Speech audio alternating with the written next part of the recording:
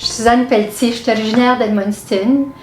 Je peins depuis les années 90. J'ai commencé avec la peinture à l'huile, ensuite l'acrylique.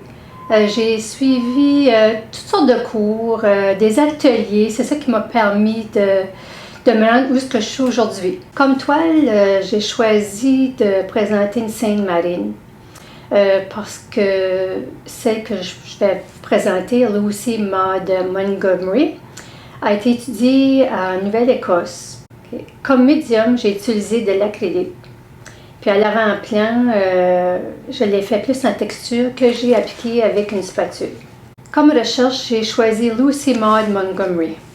Elle est née à Clifton, à l'île du Prince-Édouard, en 1874. Son histoire m'a beaucoup touchée parce qu'elle a vécu de l'abandon parental, puis elle a souffert de l'anxiété et de dépression.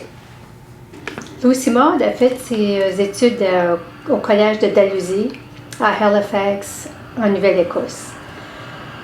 Ensuite, elle est allée enseigner à l'île du Prince-Édouard, mais elle n'aimait pas faire l'enseignement.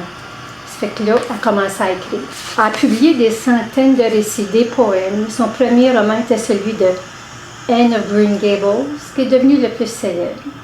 Elle a traversé des périodes pas mal difficiles, des périodes de dépression. Elle a perdu sa meilleure amie de la grippe espagnole, puis cela l'a vraiment bouleversée. Puis elle-même a survécu de justesse la grippe espagnole.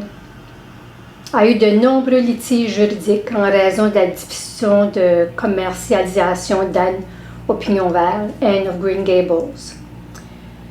Puis, c'est ça, elle s'est éteinte en 1942, après une longue période de maladie marquée par l'anxiété, la dépression et une importante perte de poids. C'est la deuxième fois que je participe au collectif des femmes en art. Jamais que j'aurais cru faire partie de ce groupe. J'étais vraiment émue de ça. À ce moment-là, il y a 2 ans passés qu'on m'a approchée. Faire partie des femmes en art, ça m'a permis de faire des belles rencontres amicales. On s'encourage, on s'échange des idées. Je trouve ça fort intéressant, faire surtout des recherches sur les femmes canadiennes.